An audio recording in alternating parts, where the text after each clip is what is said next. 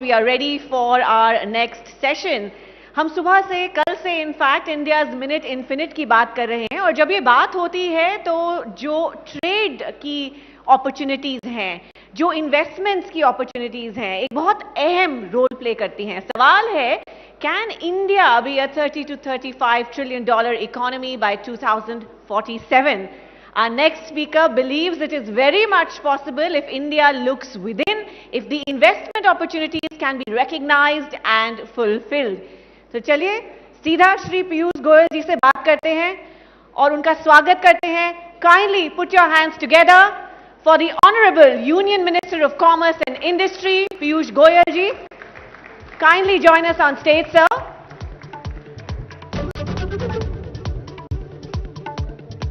एक बार फिर दोस्तों, a huge round of applause for the Honorable Minister and Chitra Tripathi as the session chair.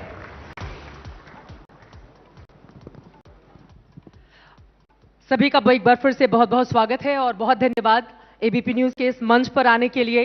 केंद्रीय मंत्री वाणिज्य उद्योग इस समय संभाल रहे हैं और आपको बता दें पिछले 40 वर्षों से भारतीय जनता पार्टी से लगातार जुड़कर शून्य से शिखर तक का सफर आपने तय किया. 3 बार राज्यसभा के सांसद रहे और मौजूदा वक्त में हम मुंबई में मौजूद हैं. मुंबई नॉर्थ से आप सांसद हैं और इसी के साथ ही आपके पास और भी कई अहम जिम्मेदारी है.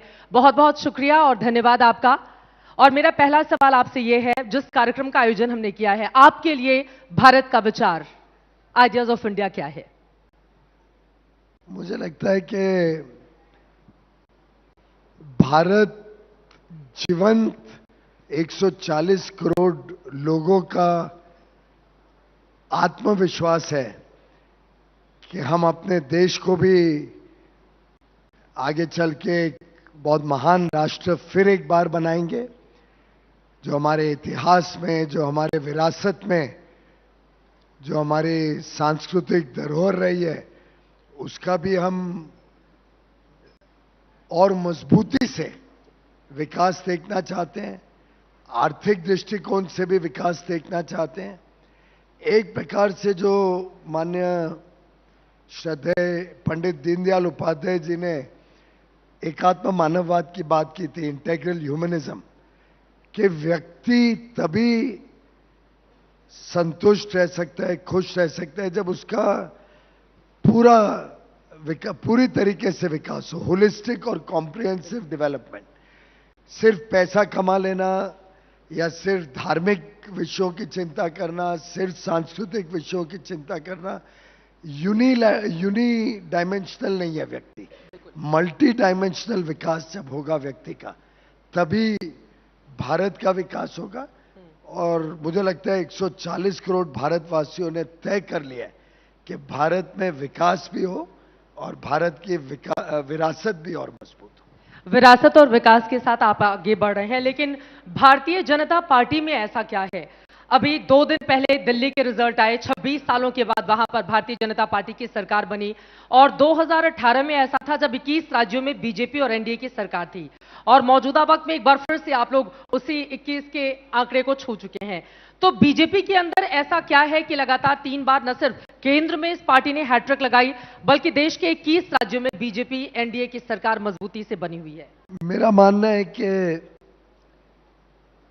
अगर इस पूरे विषय को एक शब्द में जवाब देना हो तो वो होगा विश्वास. आज भारत के लोगों में प्रधानमंत्री नरेंद्र मोदी जी और भारतीय जनता पार्टी की विचारधारा पर विश्वास है कि राष्ट्र हित सर्वोपरि रहेगा.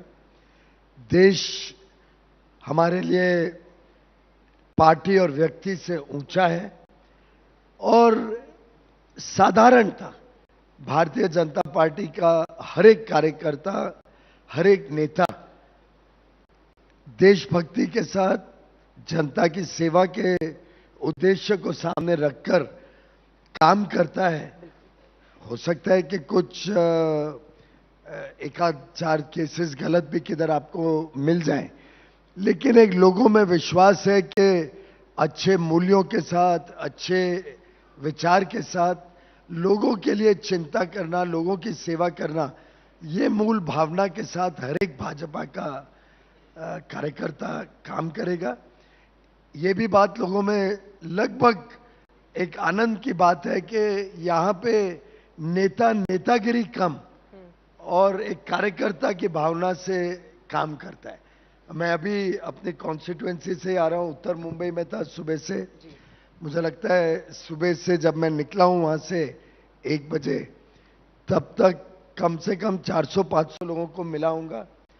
हर एक के साथ ग्रुप्स में आते हैं लोग, हर एक के साथ व्यक्तिगत बात हुई, हर एक के विषय पे चिंता की, हर एक के विषय को आगे क्या कार्रवाई होनी है, कुछ विषयों पे तुरंत कार्रवाई की।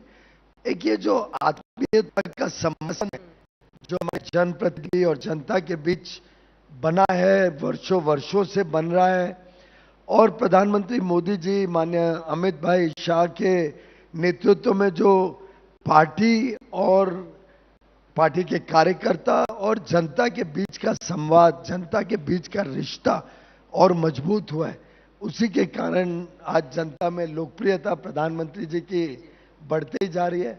हर सर्वे देखते हैं तो उसमें उनकी पॉपुलैरिटी और सुधरती है।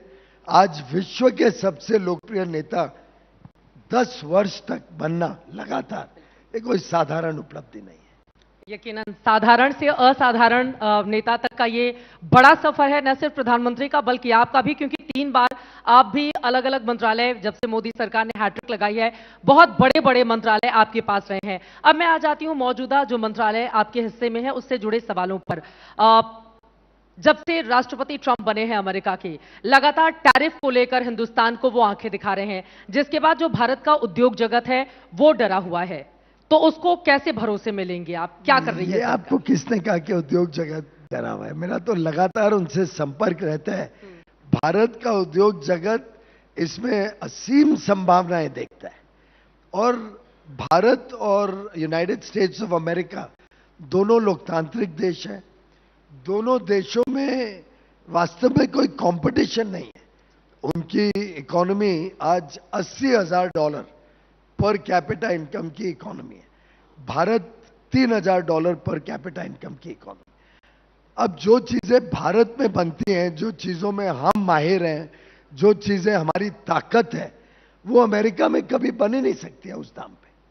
और जो अमेरिका से हमें मिल सकता है वो आज भारत में नहीं है, चाहे वो मॉडर्न टेक्नोलॉजी हो, आर्टिफिशियल इंटेलिजेंस की नई सोच हो, अनुसंधान हो, चाहे वो डिफेंस कैपेबिलिटीज हो। तो हम दोनों स्पर्धा में नहीं है, हम दोनों एक दूसरे को कॉम्प्लीमेंट करते हैं, हम दोनों एक दूसरे के साथ मिलके फोर्स मल्टीप्लायर बनते हैं। जो माननीय प्रधानमंत्री जी ने भी वहां पे कहा कि मागा plus मीगा, make America great again and make India great again, जो हमारा संकल्प है, ये दोनों मिलके एक मेगा पार्टनरशिप फॉर प्रोस्पेरिटी बनते हैं। और मैं समझता हूं वास्तव में अमेरिकन बिजनेस हो, भारतीय बिजनेस हो, अमेरिकन लोग हो, भारत के लोग हो, हम दोनों के आपसी संबंध इतने अटूट हैं, इतने मजबूत हैं कि हम तो इसमें अपार असीम संभावनाएं देख रहे हैं, खोज रहे हैं। और मेरा तो लगातार मिलना जुलना रहता है वहां के उद्योग जगत के लोगों से। तो everybody is very bullish, everybody is very buoyant, everybody is very confident. और जो नेसेयर्स हैं, जो थोड़ी बहुत नकारात्मक सोच रखने वाले लोग हैं, वो अपनी मुंह की खाएंगे, ये मैं आपको दावे के साथ कह सकता हूं। अमेरिकी यात्रा के दौरान प्रधानमंत्री नरेंद्र मोदी ने एलन मस्क से भी मुलाकात की। हिंदुस्तान में टेस्ला को लेकर क्या है आगे की प्लानिंग, क्योंकि वो जॉब अपॉर्चुनिटी की भी बात भारत के संदर्भ में अब कर। भारत तो सभी का स्वागत करता है। भारत स्वागत करता है कि दुनिया भर से लोग भारत में आए, निवेश करें, यहाँ पे मेक इन इंडिया प्रोग्राम का लाभ लें, भारत की जो टैलेंट है, भारत की जो स्किल्स है, उसका लाभ लें। मैं मानता हूं आपके सभी दर्शक जानते होंगे कि आज दुनिया में सबसे ज्यादा stem graduates, science, technology, engineering और मैथ्स, स्टेम ग्रेजुएट्स दुनिया के सबसे ज्यादा भारत में तैयार होते हैं, भारत में पढ़ लिख के सेवा करने के लिए तैयार रहते हैं। और वैसे उसमें 43% आर विमेन, हमारी बहनें, हमारी बेटियां 43% है उसमें। और ये ताकत का लाभ टेस्ला भी उठाए। टेस्ला भी भारत में आके अगर मैन्युफैक्चर करे तो इतनी बड़ी डिमांड है भारत में, और सरकार भी कोशिश कर रही है कि हम जल्द से जल्द इलेक्ट्रिक मोबिलिटी की तरफ जाएं। आज इतना प्रदूषण की समस्या है शहरों में, अधिकांश आप दिल्ली से हैं, मैं मुंबई का हूं, दिन रात लोग प्रदूषण से परेशान रहते हैं, जिसके प्रमुख कारण शहरों में एक कंस्ट्रक्शन है, गाड़ियों की पोल्यूशन है। और मैं समझता हूं कि इलेक्ट्रिक मोबिलिटी को बड़े रूप में मोदी जी ने गत 10 वर्षों में प्रोत्साहन दिया है। आगे चल के भी अब इतना इकोनॉमिकली वायबल बिजनेस केस बन गया है, कंज्यूमर्स के लिए इतना लाभ है इलेक्ट्रिक गाड़ी लेने का, कि जितना जल्द से जल्द हम लोग भी इलेक्ट्रिक मोबिलिटी की तरफ जाते हैं वो देश हित में होगा। तो टेस्ला का भी हम स्वागत करते हैं। हम विश्व की हर उस कंपनी का स्वागत करते हैं जो भारत में आए, या निवेश करे, या मैन्युफैक्चर करे। अगर कोई वस्तु भारत में कंपेटिटिवली नहीं बनती है, अगर कोई वस्तु ऐसी है जहां पे हमारे पास स्किल सेट्स नहीं है, तो वो विदेश से लाएंगे। We are not anti imports. कोई हर एक चीज इंपोर्ट होना जरूरी नहीं है, लेकिन कोई भी चीज इंपोर्ट नहीं हो ये भी जरूरी नहीं। जहां हमारी कंपेटिटिव स्ट्रेंथ है वो चीज हम यहां पे अच्छी तरीके से बनाएंगे।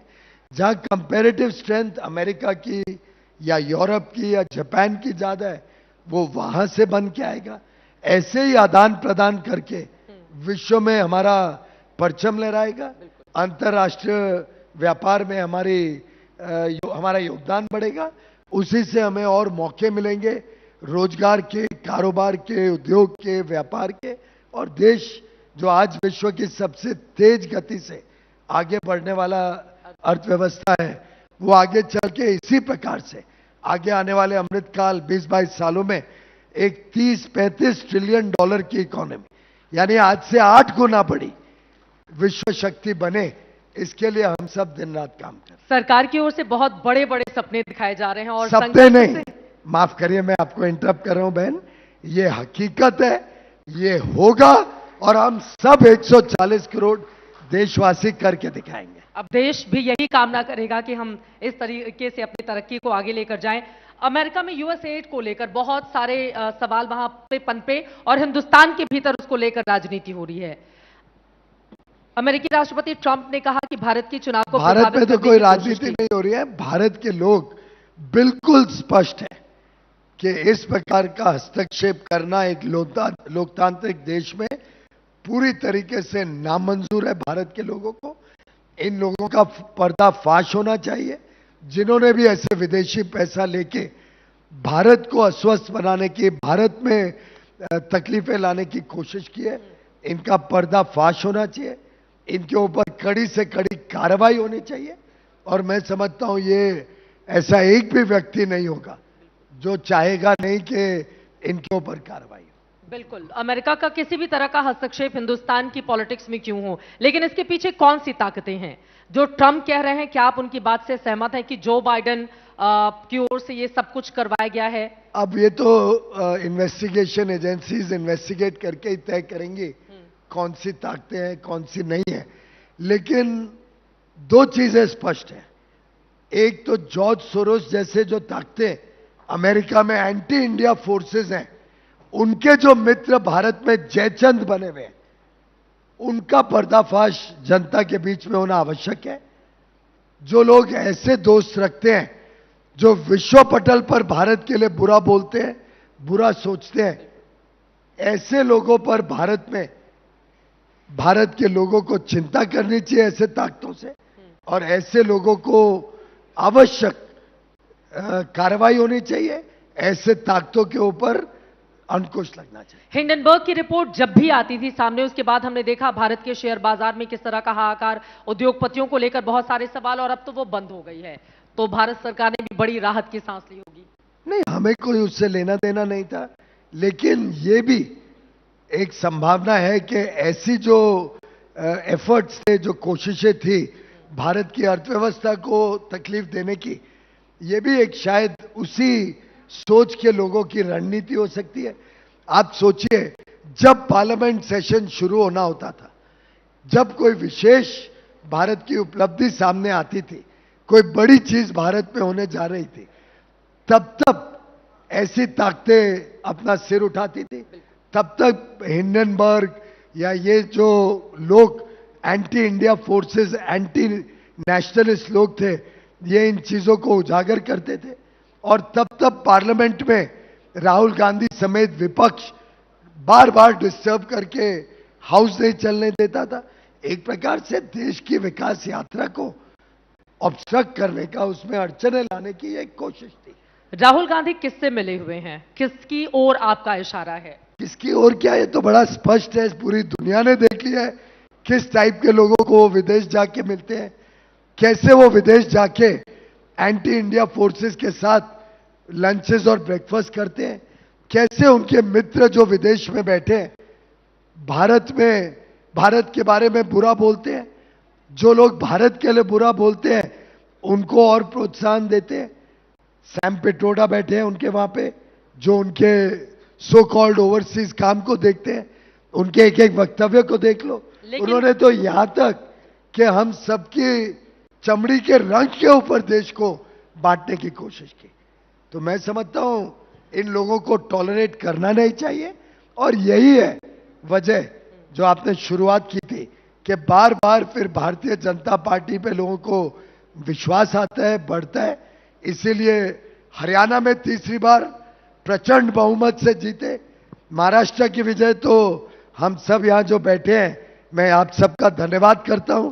ये मुंबई में हो रहा है, जो स्वीप हुई है महाराष्ट्र में 235 सीटें 288 में से 90% भारतीय जनता पार्टी के प्रत्याशी जीते, इसलिए कि जनता को ध्यान में आया ये फेक नैरेटिव जो कांग्रेस और राहुल गांधी, उद्धव ठाकरे और शरद चंद्र पवार जी जिस प्रकार के फेक नैरेटिव से लोगों को गुमराह किया था, उनका पर्दाफाश हुआ। और जनता ने, शायद पहली बार होगा, असेंबली में लोकसभा से ज्यादा वोटिंग परसेंटेज हुई और उमड़ उमड़ के लोग आए कि कांग्रेस, उद्धव ठाकरे और शरद पवार जी को सबक सिखाया जाए। और दिल्ली का तो 27 वर्ष के बाद ऐतिहासिक 48 सीटें जीतता छोटी मोटी विजय नहीं। आपके चैनल में भी सर्वेस थोड़ा कोशिश कर रहे थे, कांटे की टक्कर है वगैरह। हमें स्पष्ट था कि माननीय अमित भाई शाह, प्रधानमंत्री जी, सबको स्पष्ट था कि जिस प्रकार से कुकर्म अरविंद केजरीवाल जी ने किए, जो भ्रष्टाचार के कांड, जिस प्रकार से दिल्ली वासियों को विकास से वंचित रखा, दिल्ली के लोग इसको टॉलरेट नहीं करेंगे और अवश्य सजा देंगे और सजा दी। अगर मैं कांग्रेस पार्टी या फिर राहुल गांधी की बात करूं तो कोई एक आइडिया अगर इस मंच से आपको देना हो, उन्हें क्या कहना चाहेंगे? क्या होगी सलाह आपकी? सबसे पहले तो मुझे लगता है उन्होंने देश के प्रति अपनी भावना ठीक रखनी चाहिए। उनके एक नेता ने देश हित में बयान दिया हाल में ही और कहा कि अगर मोदी जी की मीटिंग प्रेसिडेंट ट्रंप के साथ अच्छी हुई है, जिसका हम सब साक्षी हैं, जिसके बाद प्रेस कॉन्फ्रेंस में एक कॉन्फिडेंस जाहिर किया गया कि हम बायलैटरल ट्रेड को 200 बिलियन से बढ़ा के 2.5 गुना यानी 500 बिलियन, ऐसा इतिहास में बड़े कम बार होता है कि 5 साल के अंदर 2.5 गुना व्यापार बढ़े दो देशों के बीच। इस पे अगर कोई अच्छा बोले तो उसके बारे में भी अगर राहुल गांधी जी को तकलीफ हो तो ये कभी भी एक राजनीतिक पार्टी को आगे बढ़ाने में फायदा नहीं होगा। देशभक्ति और राष्ट्रभक्ति पे अगर कोई कॉम्प्रोमाइज करेगा या देश को बांटने की कोशिश करेगा, अगर कोई धर्म और जाति या रंग और प्रदेश और भाषा के आधार पर देश को बांटने का कोशिश करेगा, तो 140 करोड़ भारतवासी कभी भी उनको टॉलरेट नहीं करेंगे। मुझे लगता है राहुल गांधी जी को सर्वप्रथम भारत, भारतीयता, भारत की एकता और एकजुटता, भारत के लोगों की क्षमता, उसको रिस्पेक्ट, उसको आदर, उसको सम्मान देना सीखना पड़ेगा। राहुल गांधी और विपक्षी दलों की ओर से आप लोगों पर निशाना साधा जा रहा है डंकी रूट से। जो लोग अमेरिका पहुंचे और फिर उनके डिपोटेशन की पूरी प्रक्रिया चल रही है, मिलिट्री फ्लाइट से उनको लेकर आना, हाथों में पैरों में जंजीरें जकड़ के रखना, इसको लेकर निशाना साधा जा रहा है और सरकार से सवाल पूछे जा रहे हैं कि क्या हमारी सरकार, जो हमारे भारतीय हैं, वो इस तरह से हिंदुस्तान की जमीन पर कदम रखेंगे। मुझे लगता है कि किसी भी व्यक्ति ने इलीगल तरीके से दूसरे देश में प्रवेश नहीं करना चाहिए। हम भारत में टॉलरेट नहीं करते हैं कि विदेश से कोई व्यक्ति भारत में आके इलीगल इमिग्रेंट बने, वैसे ही हम कभी ये नहीं चाहेंगे कि कोई भारतीय कोई और देश में जाके इलीगल इमिग्रेंट बने। और मुझे लगता है कि भारत सरकार इस विषय में बड़ी स्पष्ट है। हमने कभी डबल स्टैंडर्ड्स या दो अलग अलग व्यू पॉइंट नहीं रखा है कि भारतीय दूसरे देश में जा सकते हैं इलीगली, पर हम दूसरे देश के लोगों को आने नहीं देंगे। जो लोग ऐसे डबल स्टैंडर्ड्स रखते हैं, उन्होंने मुझे लगता है इस प्रकार का स्पष्टीकरण करना चाहिए कि क्या वो फिर रोहिंग्या या विदेश से जो इलीगल इमिग्रेंट्स भारत में हैं, जो बांग्लादेशी इलीगल आके भारत रहते हैं, क्या वो उनका भी सपोर्ट करते हैं। जो इस तरह के एजेंट्स हैं, उन पर लगाम लगा पाने में, उनको रोक पाने में सरकार को क्यों नहीं कामयाबी एकदम मिल रही? अवश्य इनके ऊपर सख्त से सख्त कार्रवाई होनी चाहिए। जितने लोगों को गुमराह करके ऐसे बाहर लेके गया है लोग, जो एजेंट्स लेके गए हैं, जो भी अगर कोई ऐसे झांसे में आए हैं या जिसके साथ छल हुआ है, उन्होंने अवश्य पुलिस में और होम मिनिस्ट्री में कंप्लेन करना चाहिए और इनके ऊपर सख्त से सख्त कार्रवाई की जाएगी। मैं अनुरोध करूंगा पंजाब की सरकार को भी, जहां से काफी बड़े पैमाने पे इस प्रकार की गतिविधियां चलती हैं, कि पंजाब सरकार ने भी ऐसे सभी लोगों पर सख्त कार्रवाई करनी चाहिए। आप यहां से सीधे, जब हमारे कार्यक्रम का समापन होगा, आपको चंडीगढ़ जाना है किसानों से मुलाकात करने के लिए। किसानों तक अपनी बात को पहुंचा पाने में सरकार क्या कामयाब हो रही है या कई ऐसी कमियां हैं? क्योंकि विरोधी दलों की ओर से किसानों के मुद्दे पर भी आप लोगों को संसद से लेकर सड़क तक लगातार घेरा जा रहा है। भारत में कितने राज्य हैं बहन जी? कितने? 28 राज्य हैं, यूनियन टेरिटरीज हैं। हम महाराष्ट्र में बैठे हैं, तमिलनाडु तो कांग्रेस की सरकार है, डीएमके कांग्रेस, केरल में कम्युनिस्ट की सरकार है, पश्चिम बंगाल में ममता बनर्जी की सरकार है, झारखंड में कांग्रेस की और हेमंत सोरेन की है। आपने किधर भी देश में इस प्रकार का कोई किसानों के बीच में असंतोष या आक्रोश देखा है क्या, सुना है क्या?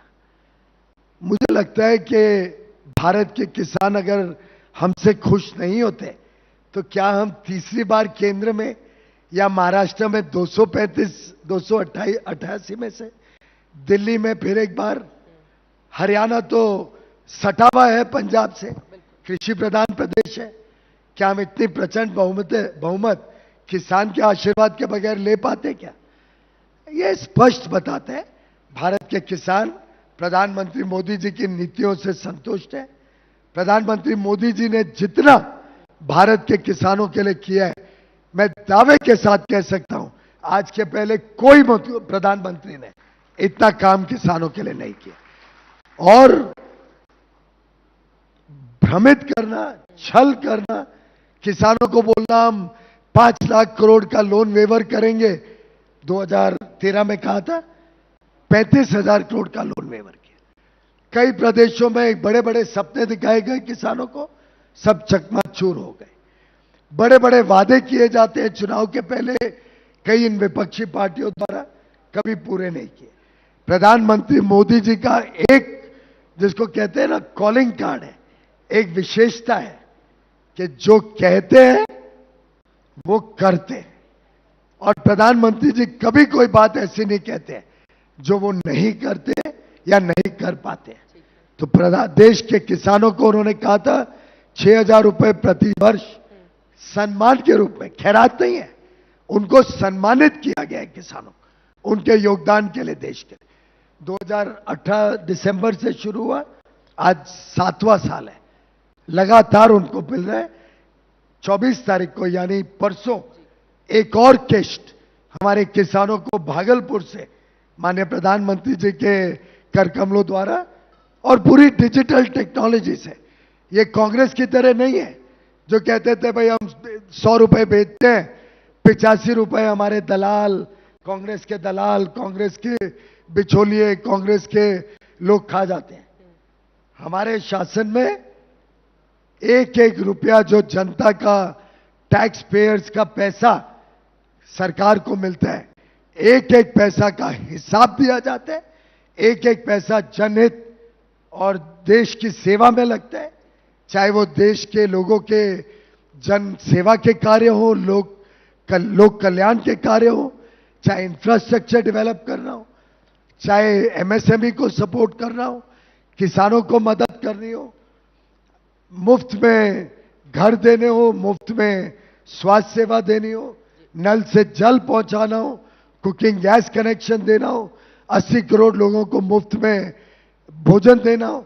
यह सरकार 140 करोड़ लोगों को बिना भेदभाव एक ऐसे स्थान पे खड़ा कर देखना चाहती है कि 140 करोड़ भारतवासी बड़ी आशा, बड़ी अपेक्षा, बड़ी छलांग के लिए तैयार हो और अपनी मेहनत के बलबूते पे इस देश के विकास की यात्रा में अपना योगदान दें और भारत को 2047 तक एक विकसित देश, एक विकसित राष्ट्र, एकता और एकजुटता के साथ 140 करोड़ लोग मिलके एक एक कदम आगे उठाएं, तभी देश 140 करोड़ कदम आगे बढ़ेगा।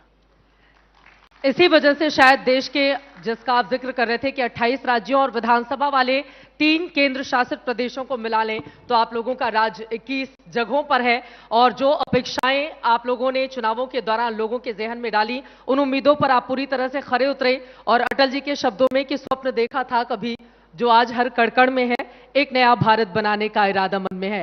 आपको बहुत सारी शुभकामनाएं, बहुत धन्यवाद आइडियाज ऑफ इंडिया के इस मंच पर आने के लिए, एबीपी न्यूज से जुड़ने के लिए। शुक्रिया सर। बहुत बहुत धन्यवाद सर। मैं दरख्वास्त करूंगी सुमंतो दत्ता जी से, CEO ABP network, and Rajneesh Ahuja, executive vice president news and production ABP news, to kindly join us on the stage and present the honorable minister with a memento।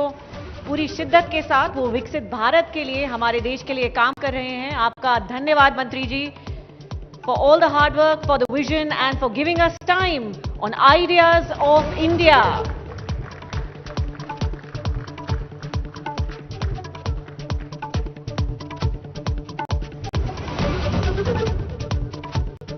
Thank you sir. दोस्तों एक बार जोरदार तालियां। Once again let's show the honourable